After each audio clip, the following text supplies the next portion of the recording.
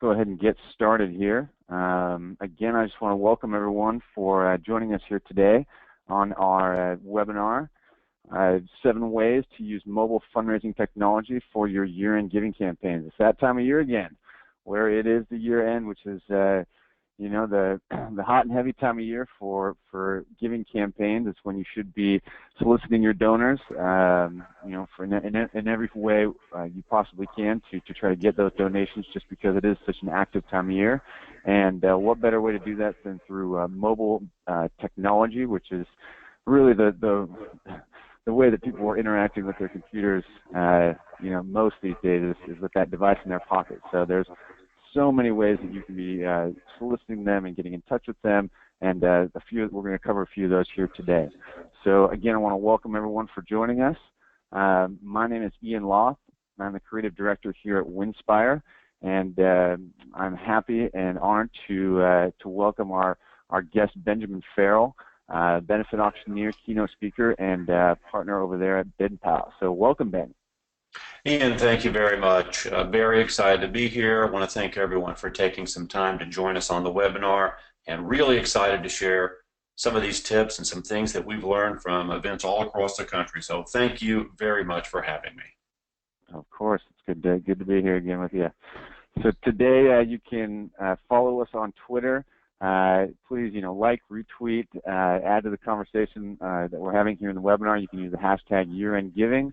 You can also tweet us directly at BidPal, at auctioneer, with an 8 there, and at Winspire me. So we're going to be following along. And again, you can submit questions throughout the webinar.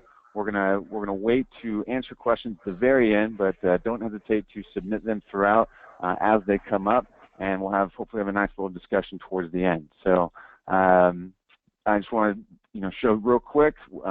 Being from Winspire, what we are a provider of inspired items for nonprofit fundraising. That includes mostly travel experiences, hotel stays, no-risk auction items that you can use in your charity auction to raise money. We've helped raise in excess of $38 million for nonprofit causes, and we've supported over 28,500 events globally.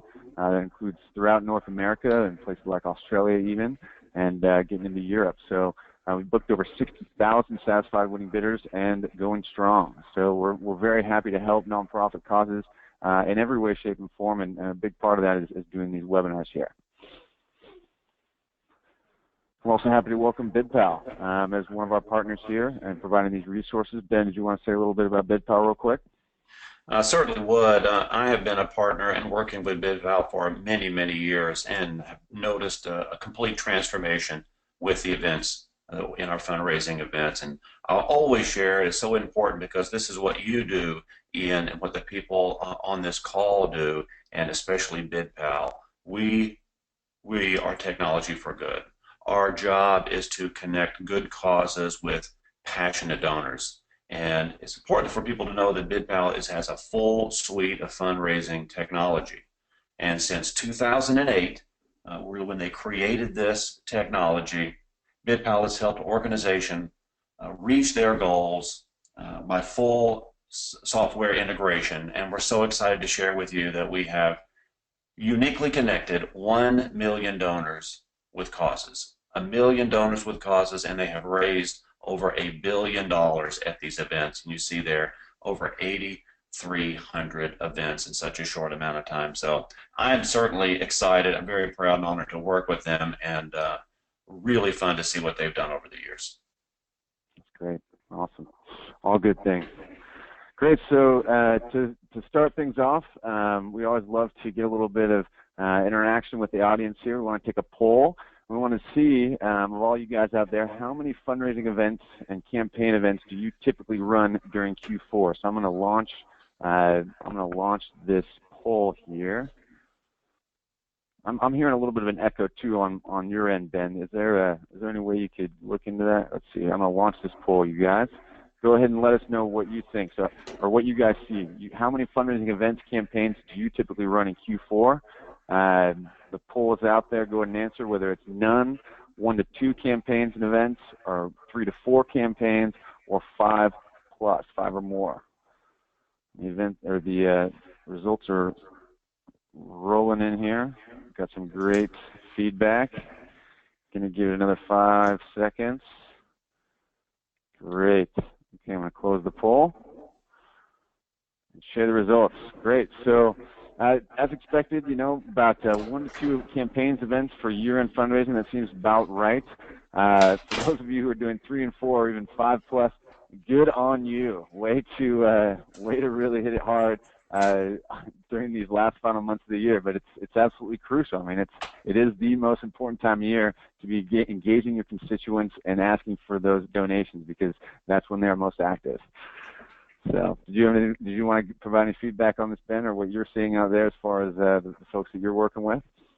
Well, I want to say that I'd like to invite those people doing 5+ events to invite me to a webinar so we can learn about extreme productivity. I am very impressed indeed. Exactly. You guys should be giving the webinar here, not us. So good on you guys. Keep that up. That's great. So awesome.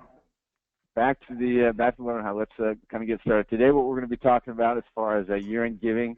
What are some of the trends that we're seeing out there, especially with regard to mobile? How does that apply to your budget? Budget is always important, but how to going through these mobile giving campaigns. How does that apply? And then how can you make your efforts count? And finally, getting mobile ready for year-end fundraising. And then we're going to finish with some Q&A. So go ahead and submit those throughout the presentation. So year-end mobile giving trends. Ben, do you want to take it away?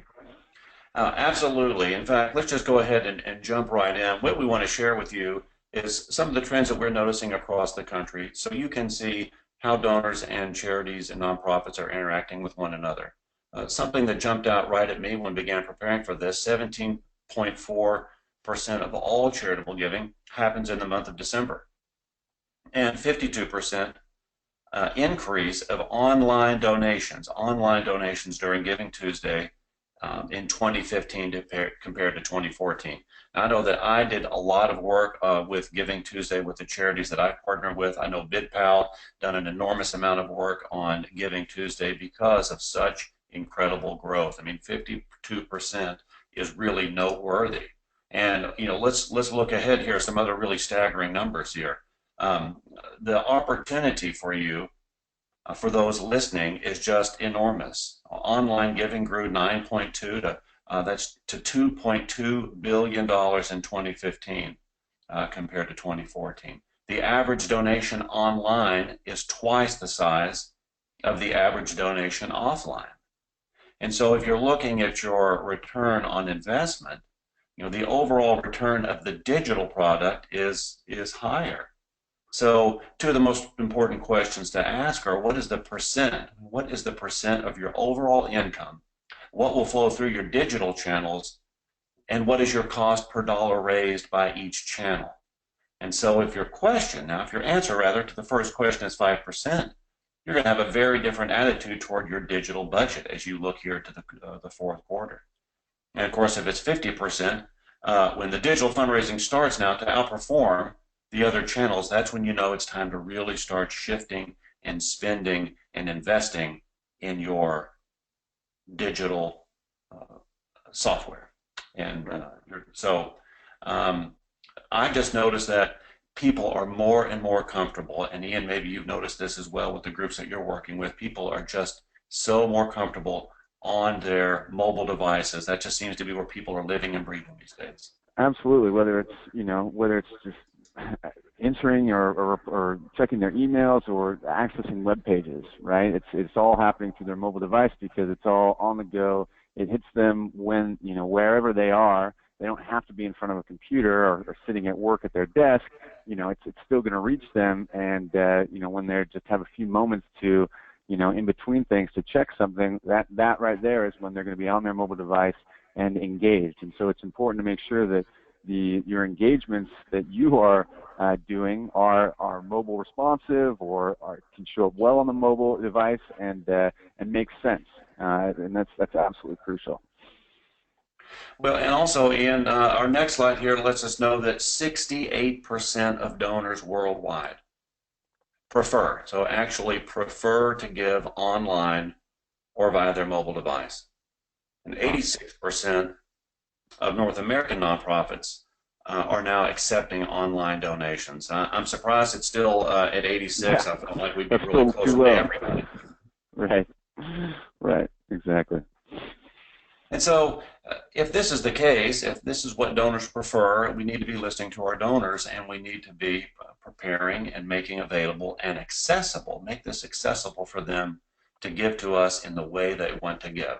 Now, I live in this world, Ian, and I'm talking about mobile bidding, I talk about mobile giving, but just for the purposes of this webinar, when I'm speaking of mobile giving, giving or bidding, just to clearly define, this is where a donor can make a donation to you via a text message, like straight out of their phone, or a mobile enabled smartphone device, or just an online portal. It's really online giving. So this could be online ticketing, could be online raffle, it could be silent auction, online donations, or giving straight through this text message, which we're going to talk about a little bit later. But I think that's important to share with everyone. And the stat that always jumps out in front of me is people say, really, will this text messaging system work? Well, we know from the industry reports that 90% of text messages are read within 3 minutes. Now, compare that to your email inbox that you viewed this morning when you sat down at your computer. How many messages are sitting there, and how quickly did you get to them? Right.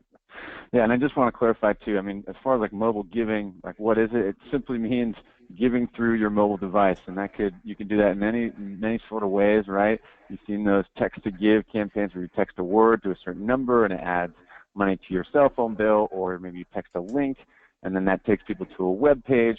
Most often it means actually giving through an online web page that's mobile optimized. So it shows up well on a device, but it also shows up well on a computer. But most people are going to be accessing it on their device because that's where they're going to get it, whether it's getting a link in their email, or whether they scan a QR code, or whether they see a link somewhere on a billboard and then they type it into their browser. They end up giving through their mobile device, and that's exactly what we're talking about here today.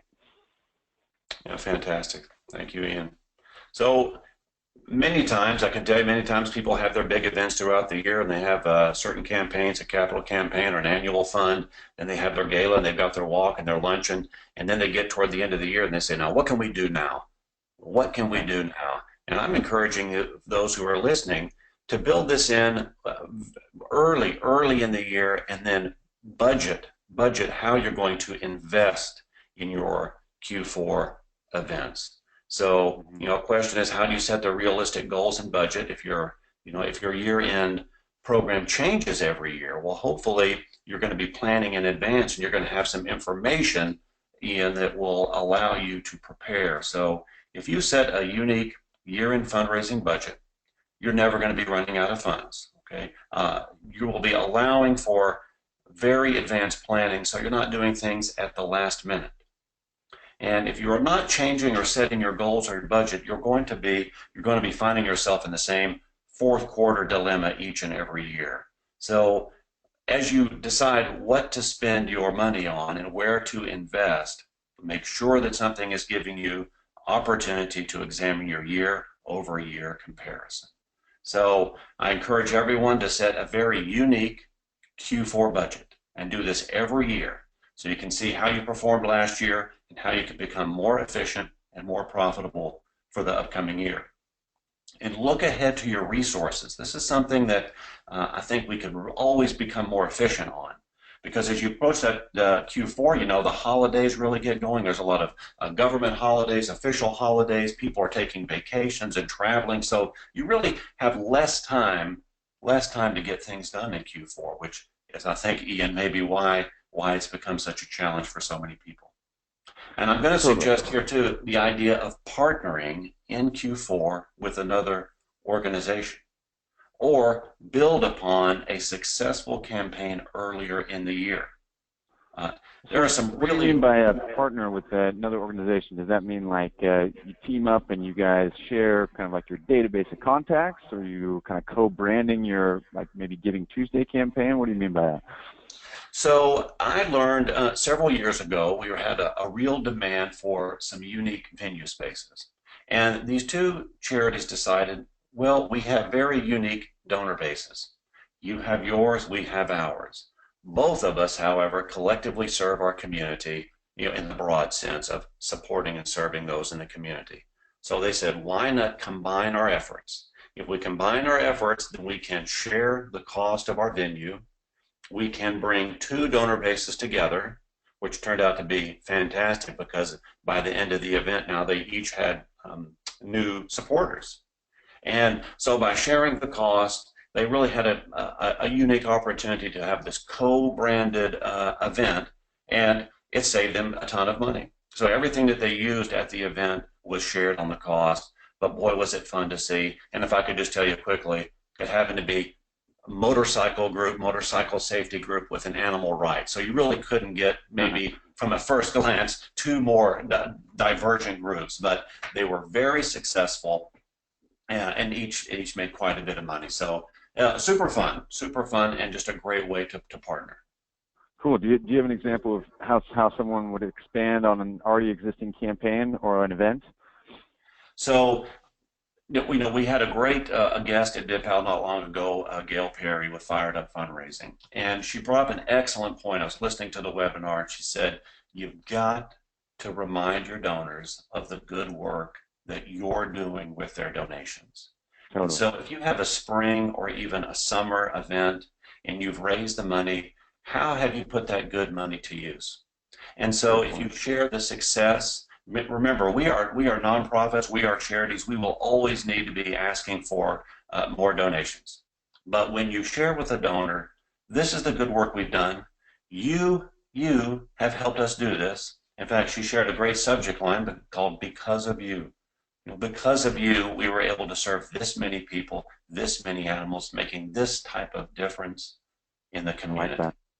And so if you have hit 100% of that goal, in the fourth quarter, you are celebrating that goal and announcing to them, because you've been so successful, we are now asking you to help us serve more.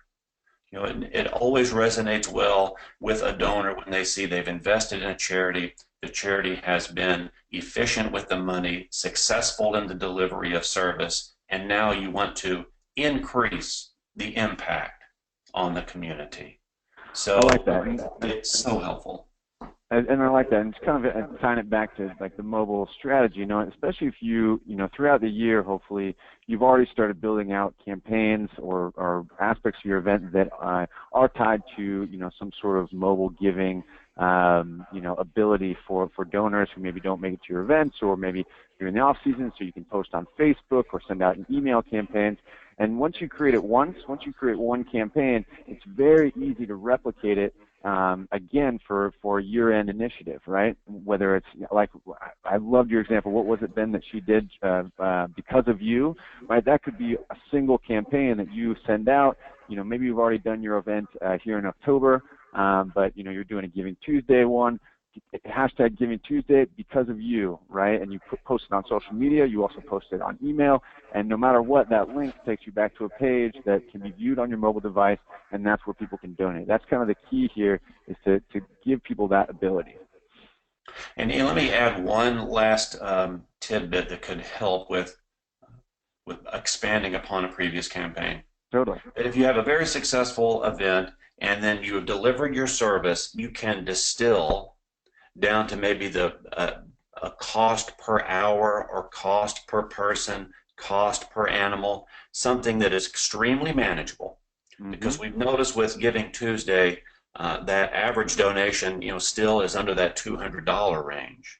But what if you could say in your Q4 campaign, we want to achieve this number of hours of service, this number of animals served. You can distill it all the way down. You build on the previous success and then invite people to support you. Really, how about 1 extra hour, 1 extra person, 1 extra animal served? I think those are very manageable and obtainable and digestible for the donor to understand. that's what I was going to say, that word digestible, right? You want to set those goals, those tangible goals that people know what we're working towards, and it's something that people can digest. It's palatable. They understand what they're putting their money towards versus just donate today. You know, that really doesn't have nearly as much, you know, power to it. So all great points, Ben. Thank you. Thank you. Well, and this comes up all the time in the charities that I work with across the country. They're going to ask, you know, we have some software and we're using maybe this product or service for this event. We use another product or service for this event, and they find themselves spending a lot of time learning or relearning or training new employees and or volunteers. So when you're planning and you're investigating fundraising software solutions, just look at this list. Look at the overall functionality, and does it meet all the things we're talking about for Q4? Can a donor make an online donation? Can they purchase raffle tickets? Can they purchase a ticket to your event? Can you have an online auction? Can you list and have click-through sponsor ads? Can you put videos there? Does it have social media integration? Really look at software solutions that do all of this for you. And a very hot topic, of course, you don't have to watch much news to know that data security is an extremely hot topic, especially with your donors. So make sure that what you're investigating is PCI compliant. Do they have PCI certification? It's just a standard of security that software must have, especially when it involves financial transactions.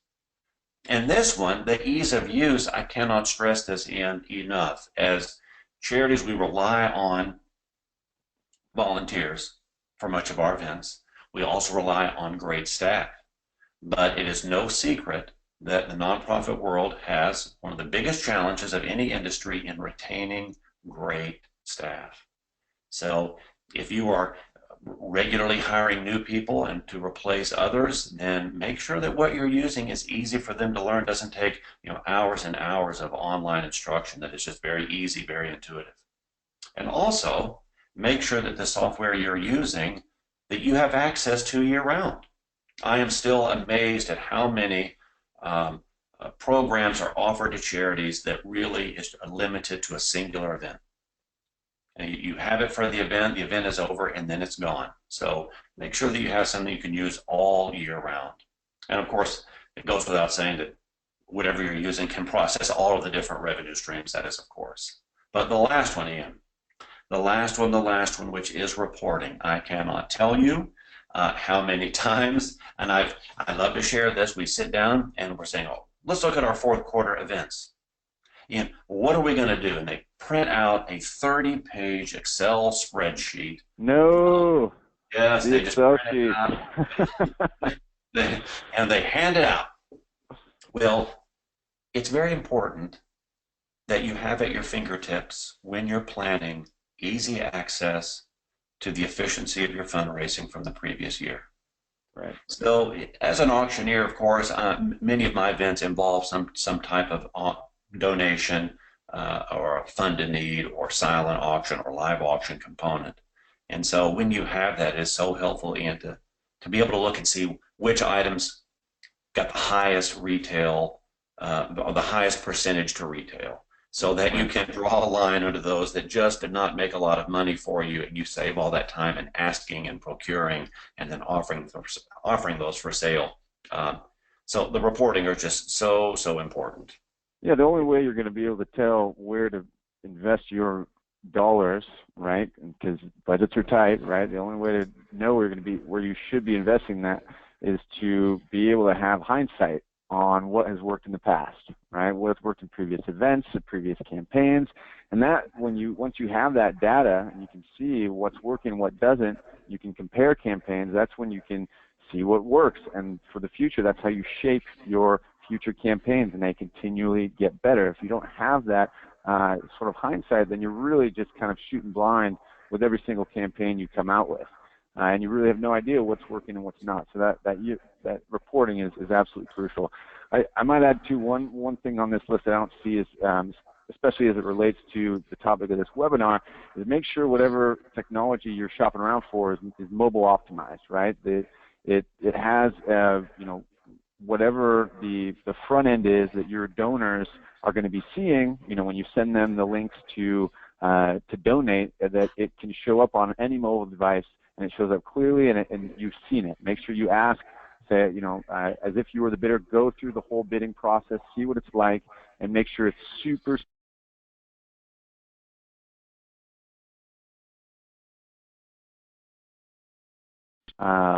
ways where you can take pictures of credit cards and it automatically fills in the credit card number. Super quick, makes it a no-brainer for people to enter their credit card number and donate. The easier they can donate, the faster they're going to do it, and the more donations you're going to get. So mobile responsive solutions is another really key component here. But I love this last piece. Don't judge on pricing alone, right? The features that are going to matter the most to you and your cause and your campaign are what you should be paying attention to. The price can vary. It's all over the place, but don't judge solely on that. Sometimes it's worth the greater investment if you know that it's going to pay off. Oh, I agree. I agree. And building on what you just shared there, the experience that your donors have interacting with you, the experience they have making a difference, the experience they have when you are giving them thanks and expressing your gratitude for the impact that they've had on you and your community allows us to build on retention. And I'd like to share with everyone on the call here that focusing on retention, and you can see that here in our next slide, that focusing on retention is extremely important. I mean, 10% improvement in donor retention will yield a 50% boost in donor revenue immediately. So according to Bloomerang, for every 100 donors gained, 96 get lost. And for every $100 raised, yeah, I mean, it's staggering. Again, I'd like to mention Gail, who was extremely helpful. She shared with us that median gifts typically have a 47% retention rate. Median gifts, 47% retention rate, and a 53% attrition. So you've got to know your renewal rates from gifts from your donors, and so you need something that can track, can segment, and you can examine your donors and your donors' activity. So it helps you know what they've given and what they're likely to give in the future based upon your interaction with the donor. So for those listening, donor retention is the measure of how many donors continue to donate to your organization throughout the year and then year over year. And everyone listening knows the higher retention rate, your long-term supporters come back year after year, really, really help you build and attract new donors. Yep, and the way using digital technology and this mobile is all that's going to do is increase your odds of retaining these donors, right? The easier you make it to donate, the more likely it is that you're going to retain those donors and keep them coming back. So that's great. Yeah, we found that returning donors of gifts less than $100 were retained at 53%, while the retention would go as high as 76% for those giving $250 or more. So if you know your unique donor base, if you know that the higher gifts, the people who make those donations are more likely to stay with you year over year, when you design your end of the year offering, whether it be raffle or a Giving Tuesday, you can then really promote that gift size. So like with this particular information, 250, you can really promote making that gift of 250, knowing that if you get a donation at that level, those donors are likely to stay with you for the next year. So that type of information, I think, is paramount for those of us planning our fourth quarter activities. Great. I love it. So awesome. Shall we move on to making your efforts count? Do you have anything to say here before I move on to the next slide, Ben? Well, I'm just ready. I cannot wait to jump in here because people say, what are we going to do? What are we going to do? What are we going to do? And I'm going to start at the very bottom there because I just saw this done so successfully literally less than 2 weeks ago. And what was nice is that this charity invited a very high-profile speaker. Um, and they filled a convention center of 1,100 people to hear the speaker. The speaker spoke for about an hour and 15 minutes. So the entire luncheon was about 2.5 hours. And they completely sold out. No auction procurement items, nothing, no live auction, simply come in, you express your gratitude for everyone being there. You can briefly explain, of course, who you are as the nonprofit organization. The speaker was simply fantastic, had everyone feeling good, very uplifted, very excited. They recognized someone in the community, and then at the very end was a call to action or extended an invitation for people to give money. And I can tell you that there were, my guess is there were hundreds and hundreds of people there who had not previously attended an event for this nonprofit. Maybe they were attracted by the speaker, but nonetheless, at a pretty strong ticket price and completely sold out, turned out to be a fantastic fundraiser. So for me, what was the ticket price, if you don't mind me asking? well, the individual ticket price was $100. Great. And I'm guessing and noticing when I was sitting there, it was completely sold out. It could probably even been a little bit higher. Now, to expand upon a speaker opportunity, you can have a higher ticket price or sponsored opportunities where guests of the sponsors would maybe have VIP with the speaker in advance, or maybe when the speaker was finished in the afternoon, there could be a meet and greet, or depending on the speaker and their topic. This particular speaker did a workshop for everybody, so all the sponsors got an opportunity to interact with the speaker at the workshop. You know, to me, all you need is to identify your venue and then identify the speaker. And this had a great title too for those listening. It was called "Better Your Life," or excuse me, "Living Your Best Life." I think it was called "Living Your Best Life." And they told everyone it's the annual speaker series. So put it on your calendar. Be looking forward to this next Q4 because it's coming again. And this is in addition to all their recurring yearly events. So what a great way to make a lot of money. And every year it's going to be new, Ian, because you're going to have a new speaker who's so entertaining. And I just think it's excellent. I think it's excellent. That's cool. Yeah.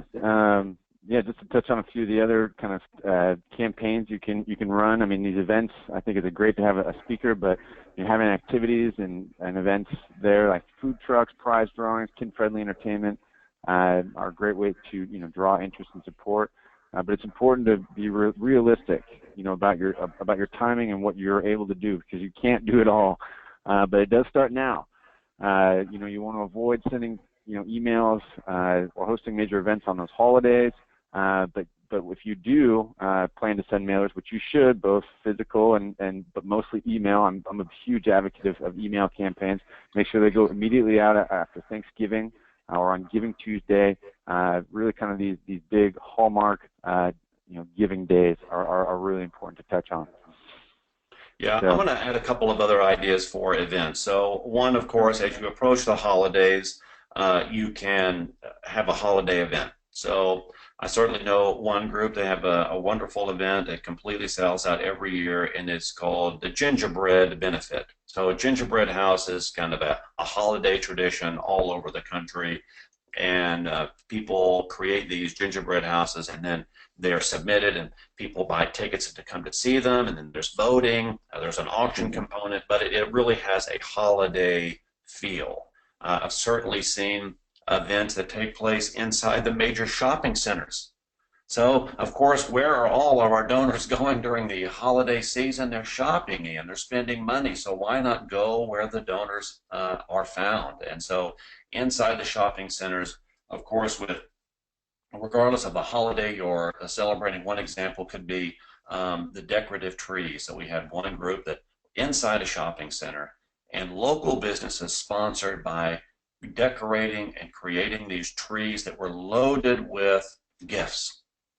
These were gifts for services and products, and people paid money to come and see. It was just a great kind of holiday-based themed event. I mean, this is the year of giving. As you approach Thanksgiving, come on, people have that in their mind. So that's why I think about those in your community and what makes sense. So you've got speaker, and of course you have your holiday auctions, you have gingerbread, you have and inside the shopping centers, all can really be profitable fundraising events. That's good. Yeah, no matter what you're doing, it's just important to distinguish your nonprofit from and your campaign or your mission from others, and also just remind people why it's important that they give before the year end, because of those tax incentives. Those are huge, and it's a great incentive to encourage people to give. So don't hesitate to share that in whatever campaign you do. Whether it's email, social media, a big event. Just don't hesitate to share and recognize those donors who've given in the past. So, all good stuff. Well, and I love the next slide here, because as long as I've been doing this, Ian, it is always successful. Some sort of giveaway or a drawing or raffle, it just works. It works because the donation is a manageable size. It works because the opportunity of winning seems to always excite donors. And so the more creative you can become, the more successful you will be. I tell you, I keep saying this year after year, and I keep thinking at some point it's going to change, but it's not. And the raffle for travel continues to succeed.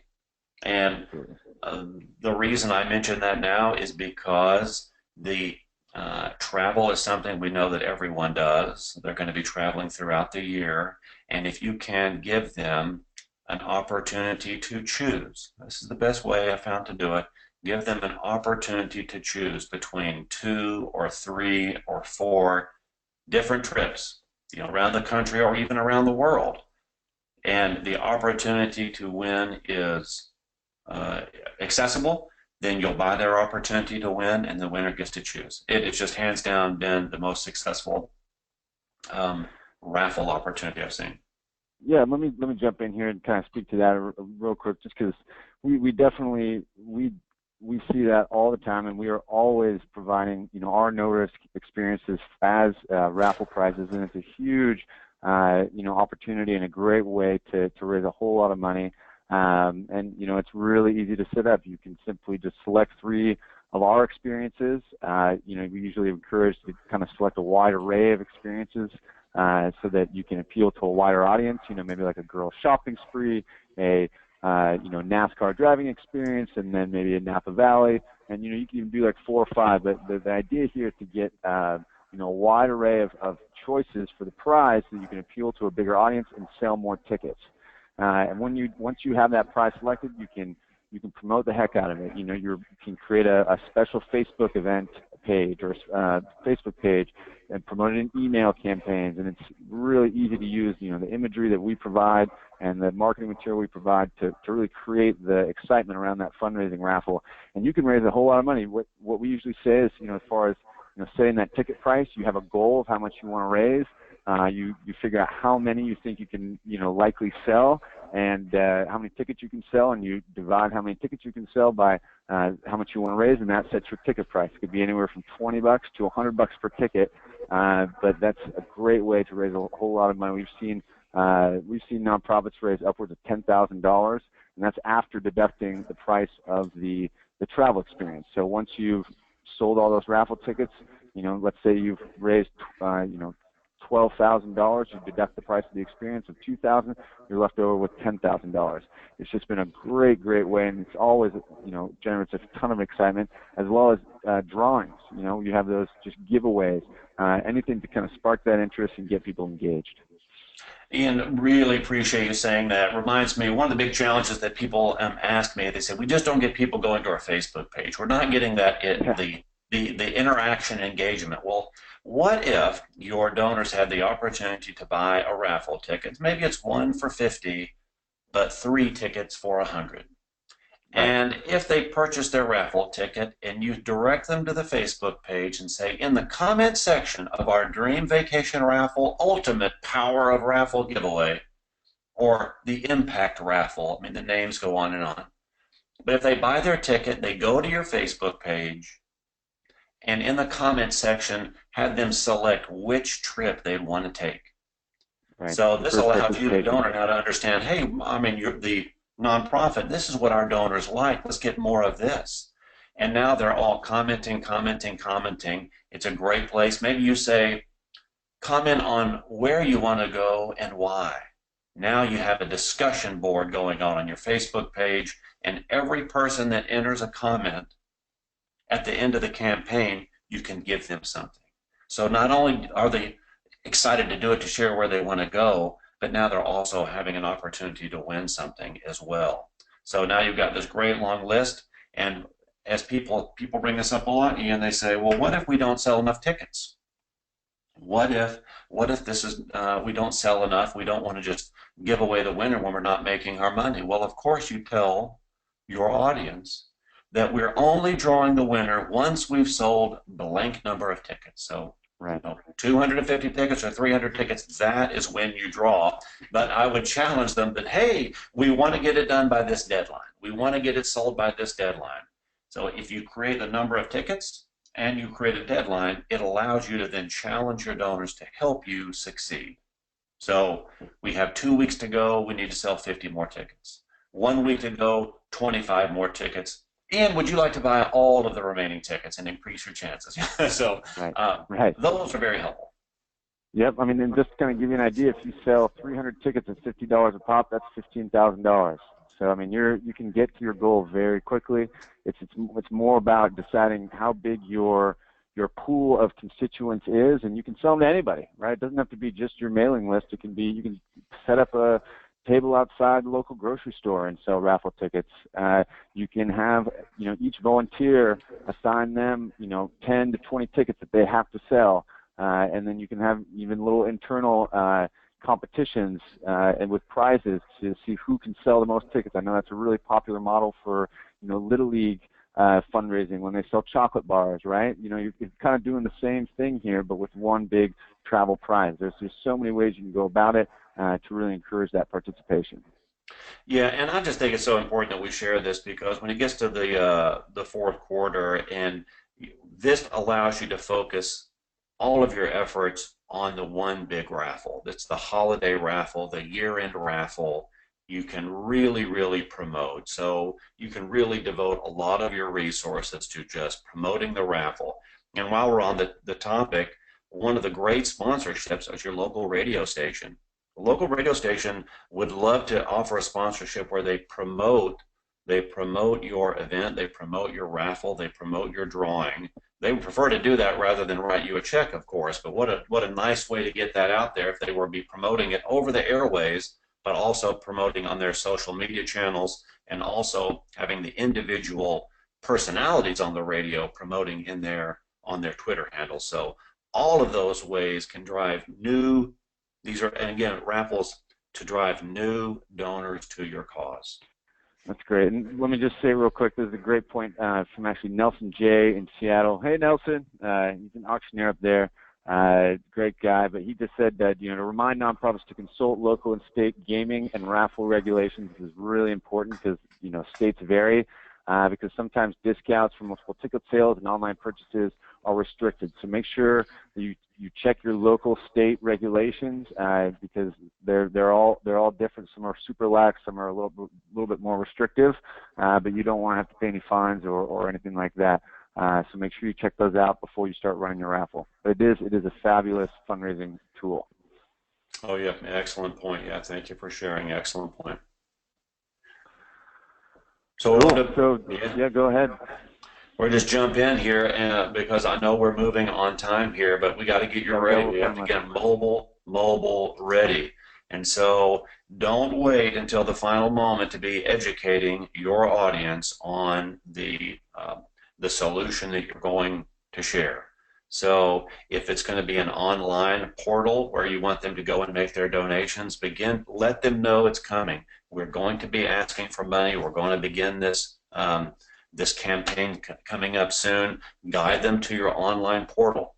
I can tell you it's a real challenge sometimes when you go to someone's homepage on a nonprofit website and you have to search and look and find where we're going to give the money.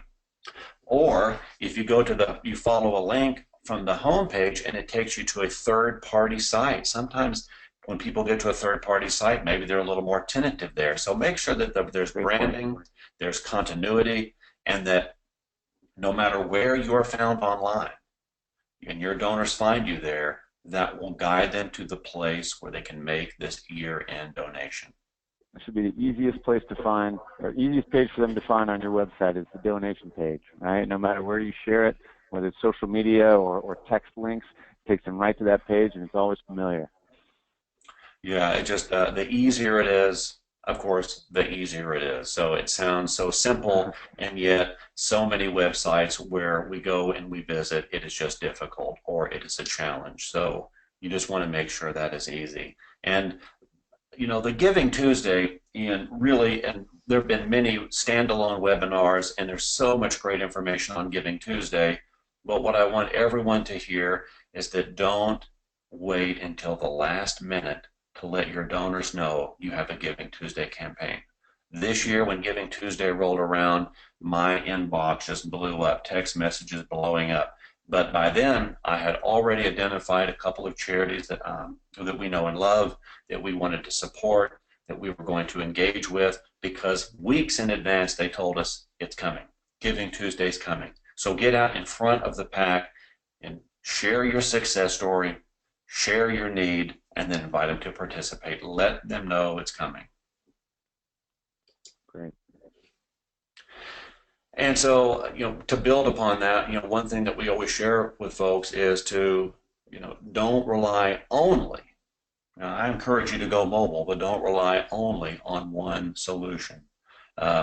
I tell you this because one charity I'm speaking with recently said that they have a long-standing event. It's always at the end of the year. It's always been very successful. And this year, the attendance is down. And that's because they believe they did not mail out a paper invitation.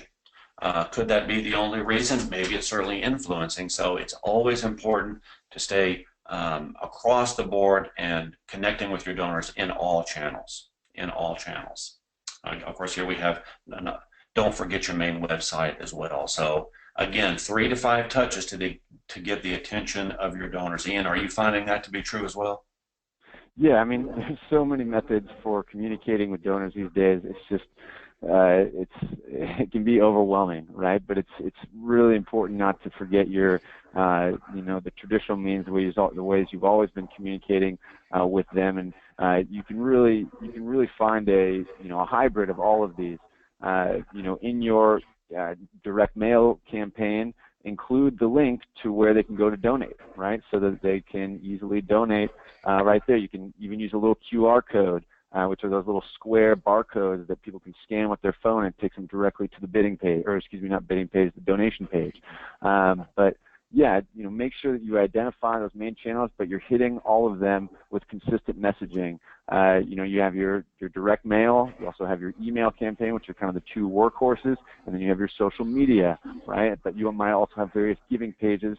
You know, here's an example of the BidPal breast cancer one, but you also don't want to forget about your web page. So it can be overwhelming, but just identify the channels that you communicate best with your constituents, and just and make sure that all your messaging is consistent between all of those. You can repurpose it, reuse it, the imagery, and just hit it consistent. Well, thank you, Ian. I'll tell you, one of the number one ways I'm seeing people be successful is using a new text to give opportunity. And I'm really excited to share this now, because what I want everyone listening to know, especially with recent Hurricane Matthew and the devastation left behind, that the text to give opportunity that I'm talking about here from BidPal allows money to be donated directly to you, the nonprofit, not through a phone company that you're billed later. This allows the money to go right to your bank account, the nonprofit or charity. So you think about text to give. If you think about Giving Tuesday, you're letting people, of course, you're communicating the campaign, you're communicating the impact, and you're communicating the need. Then on Giving Tuesday, a link can go out. Now you can find this link all over, and if someone's on their smartphone device, It comes in the way of a text. When they hit that link, a cloud-based link, it takes them to the page you see right here on the screen. It allows them to decide at what level they want to give, and they simply make the donation on their smartphone and send that in. You know, Ian, one of my favorite announcements now at events are, let's not keep our nose to the grindstone, let's keep our nose to the smartphone and focus on giving. So make the donation. So the text to give opportunities truly are limitless, because you create a keyword. You know, in this case, it's donate. It can be hope. It could be cure. You name it, you create the keyword, and then you can put the keyword all over the place. If you're having a year-end walk, how about everyone wearing a t-shirt has the keyword on there? Maybe if it's a run, every number that's put on the chest or the back of a runner can have your keyword. One successful charity was at a baseball event this summer, and they put the keyword on the Jumbotron. And they said to everyone in attendance, we are a proud member of the Major League Baseball, and we support this charity, and we invite you, our guests, to support them as well. Please take out your smartphones, text this word to this phone number, and make your donation. Anywhere where you have people gathered and you have a keyword, you can invite them to participate. Truly think about anywhere. What if it's a holiday parade? What if it's in the shopping center? One of the all-time great examples was a gentleman very passionate about a particular cause. He had a large commercial construction company. He put the keyword on the outside elevator, the service elevator going up and down out there during construction. Everyone that drove by saw the keyword. So this could be on billboards. It just goes on, and it's just such a great opportunity for anyone who sees the keyword to make a donation. Couple things I want to say about this too is that I like about the text to give idea is it's very familiar. Everyone knows how to text, right? Everyone understands the concept of texting, and it's a very simple ask, right? Call to action: text this word and see what happens, right? Usually when they text the word, they get a response text that will send them a link so they can go. As Ben kind of said, they'll take them to a page where they have these bidding levels. And one thing I want to mention too about this page that BidPal does, it's an important thing to look for when you're shopping around for solutions, is these preset bidding levels. You can choose your giving amount. That's absolutely crucial. That is going to yield far better results than just having an open field of how much do you want to donate. Give them the option to select one of the many options, and you're gonna see far better results. Other text to give campaigns I mentioned briefly before was you can text donate to a phone number, and then it'll actually add it to their phone bill. It's a little bit more complicated, a little bit more involved, but you've seen that maybe on some like late night talk show hosts for the hurricane relief that American Red Cross does. But definitely a very simple call to action. Usually gets a lot of responses, so it's a great method for getting people to engage. Yep, it truly is, and it's a great way to capture all those donations for Giving Tuesday or just year end. It's just a really simple way, an easy way for that money to come to your charity. Great.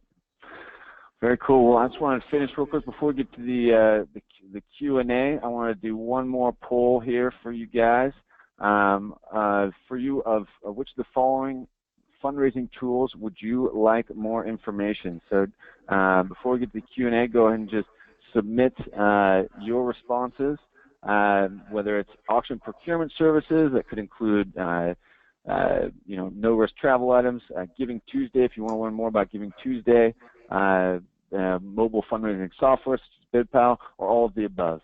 We look forward to hearing your feedback about this webinar, and would like to make sure that we're delivering the things that you guys are looking for. So go ahead and share with us there. Great. Give just a couple more seconds.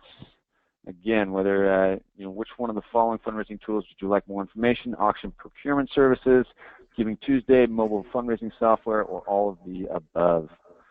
Great. There are the results. We're going to go ahead and just hide those real quick, and Yeah, Ben, you just wanted to touch on before we get to Q&A. You guys are waiving your convenience fee for the text to give, it looks like. Absolutely. All convenience fees are waived for those who pick up the text to give opportunity. And again, this opportunity that you can apply at basically all of your events starts at less than $500 per year for the entire year. So it's a very low cost with high return opportunity, and your creativity and your determination really are the only things that can keep you from being successful using this. I just find so many people with so many great ideas connecting with donors. So yeah, we have that. We're going to offer that for everyone there, just the Giving Tuesday 16. So you can visit us at BidPal website to learn more. Great. And I just want to mention real quick, we have a preferred hotels program going on right now where we are offering silent auction hotel stays at a reduced price from preferred hotels and resorts. It's based on a 50-50 split, so it's different from our normal travel auction. But we give you the silent auction display and the bid sheets. You can just print them out. Super easy to use in your silent auction. So definitely get in touch with us there. I'll send out a link after the webinar is over to take a look at that. But with that, let's go ahead and move into questions. So if you have any questions about the stuff we shared here today, please don't hesitate to submit it. We have a couple good ones here. Let me just so this one again was from Nelson J. up in Seattle. It's interesting concept to share costs of the event. Though, how do you determine how to share revenue if the work and input isn't equitable on the front end? Do you want to take that one back, Ben? I certainly will, and it's funny that you bring that up because that was a question they had during the planning phase.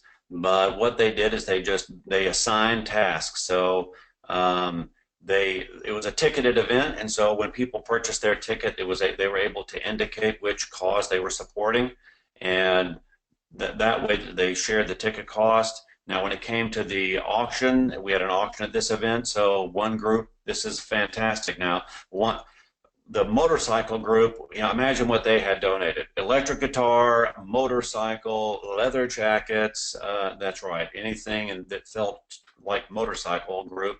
And the animal group had things like custom cat trees and a basket of food and veterinary donations.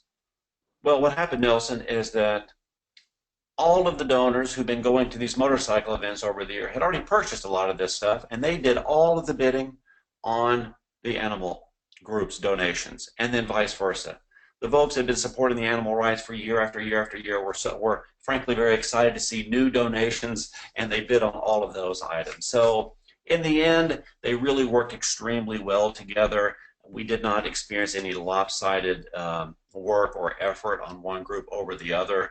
And so the ticket prices each went to the respective charities. They divided the overall proceeds, and we did a paddle raise, which allowed the paddle raise that if you wanted to, and we found that many people did not do this, but if you wanted to, you could indicate at checkout that you wanted your fund in need, raise the paddle to go to a particular charity. But in the sense of community and this kind of shared common effort for a common goal, people gave freely, and they were just happy to support both groups. And so we didn't find there to be any sort of challenge with that. That's cool. And yeah, just kind of an opposing view here from Nelson too. He said, I have clients who have moved towards this model as a cost-saving measure, but it is bringing up some unintended challenges and some friction because one group really embraced the concept and the other less so. So yes, curious if this model is sustainable. Does it work for more than 1 year or just after a couple of years? And I think it's important to say, that it totally depends on the organization. So you got to make sure that your management and planning teams are fully invested in the idea before you kind of go for it. But yeah, your thoughts, Ben? Well, that's going to be absolutely unique to each individual and the leadership. This is why our nonprofit leadership is just so important. That a team is created, that we are working toward a similar path, that we are all fully adopting this idea before we begin. And if so doing, you will absolutely be successful. If there are attachments or limitations or worries, it's no different, Nelson, than a auction committee. That when the auction committee is unified and working toward a common goal and they're supportive of one another and you have great leadership, you are successful. If you have a handful of people who are doubting and bringing up worries and concerns and they don't believe in what you're going to do, those are always less successful. So again, that really, everything rises and falls on leadership, and so if the leadership is in place, you're going to be successful with that type of model. I love it. This is a great question. How do you determine budgeting for those online mobile platforms? I know that nonprofits need to think like a business. Haha, I love it. But how do you know if the investment is a good fit for your group? Great question. Important to think like a business, but how do you think, Ben?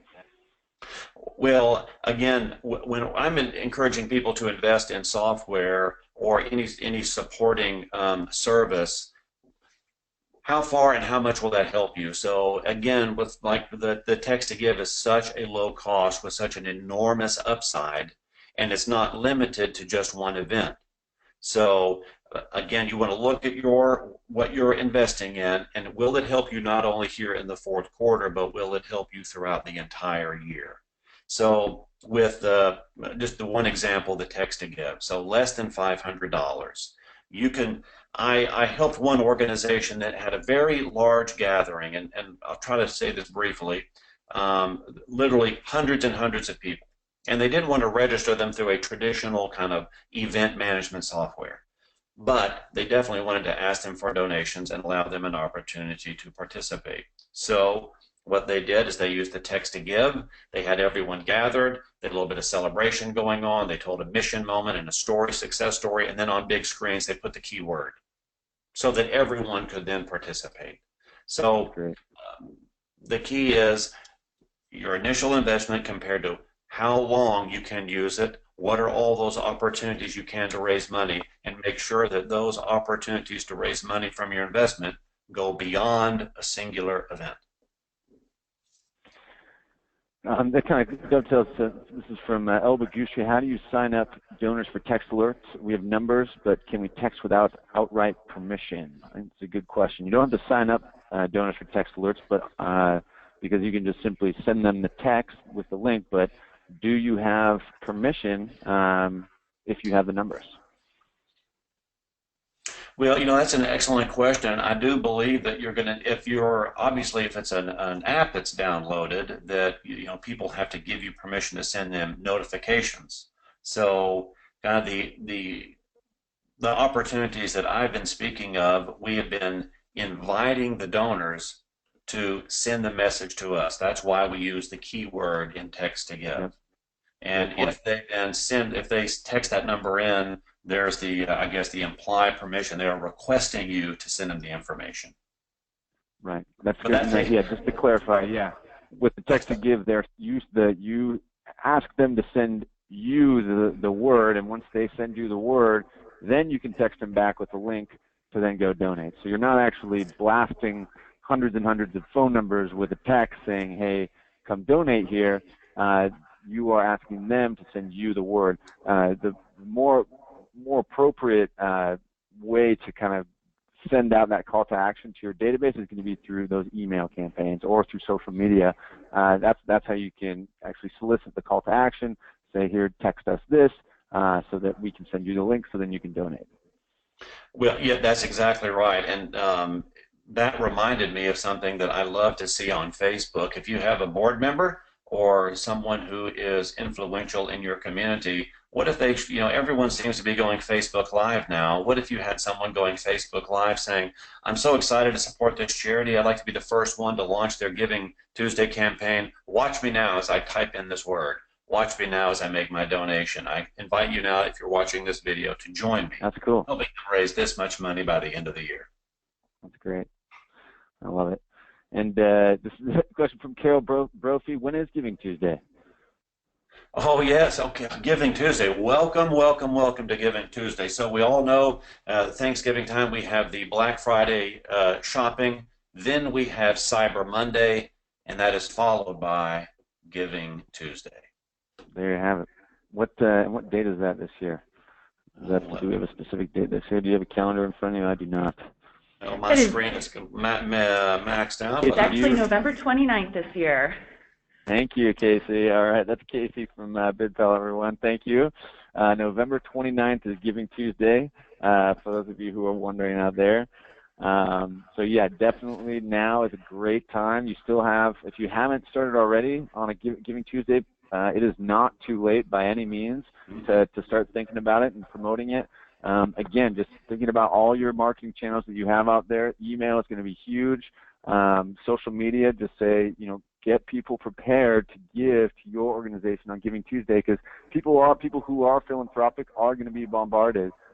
Ben, mentioned how his inbox was flooded, so it's important to get out in front of it and start promoting early to remind people, hey, on Giving Tuesday, give us a little bit of love. Yeah, and we're noticing the Giving Tuesday donations seem to be increasing each year.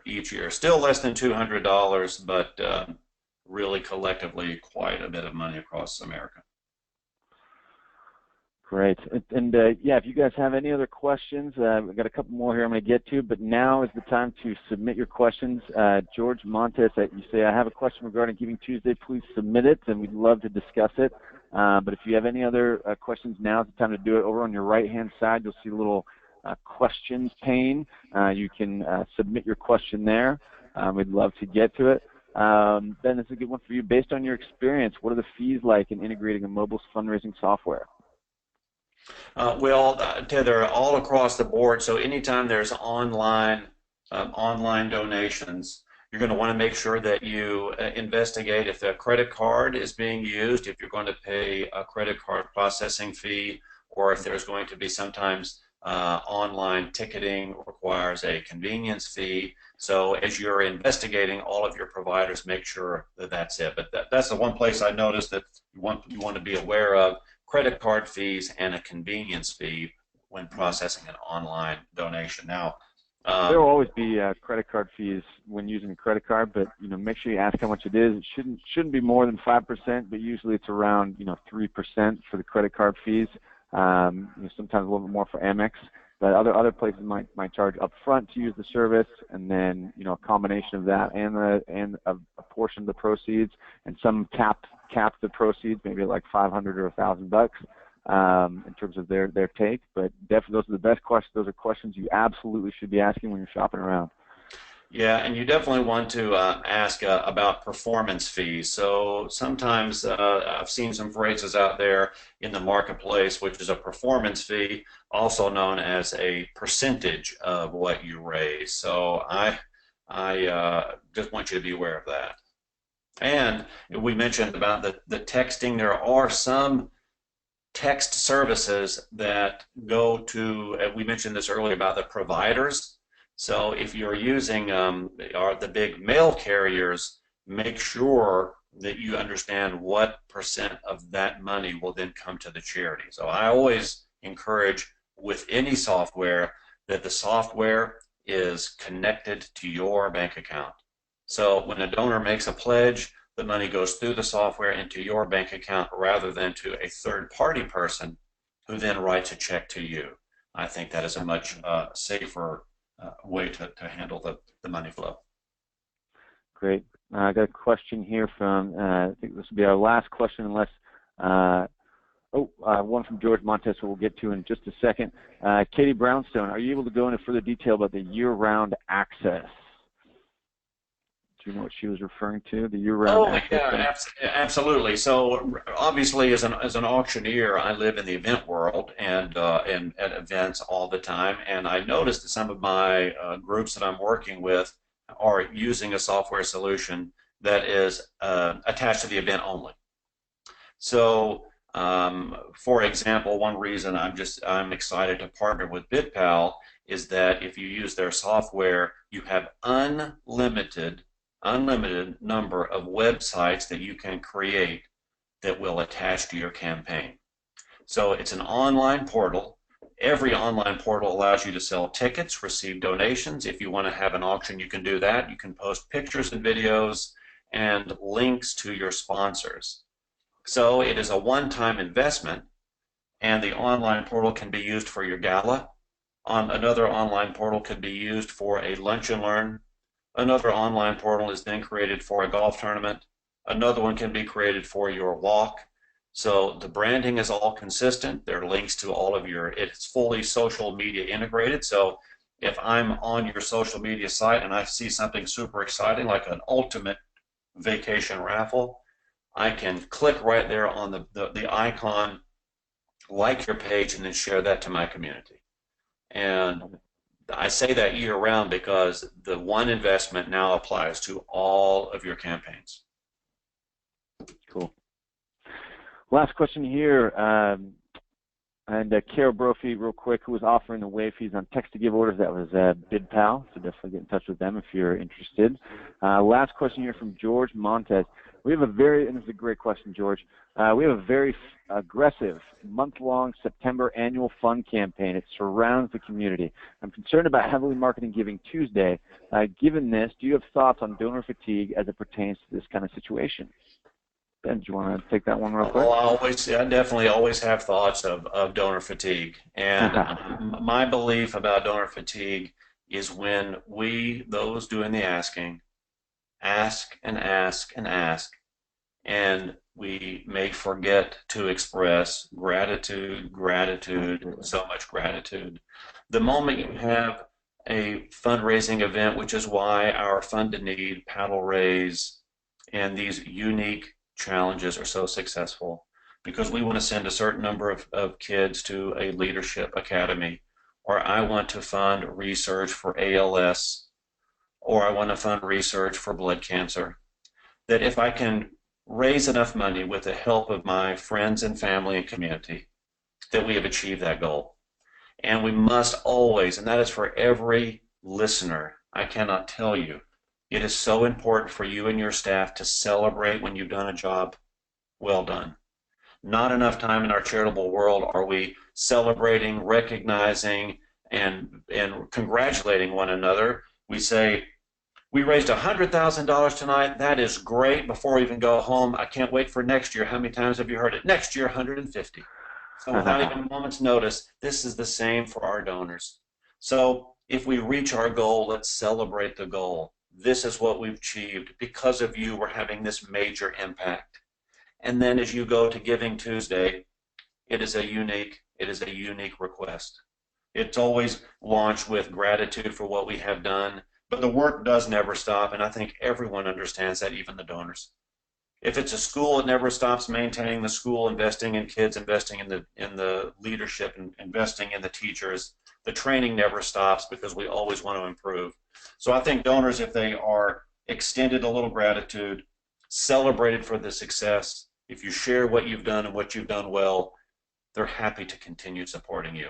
I also say this, George, people automatically send money every 30 days without thinking, sometimes $130, $150, without thinking, to their cable company.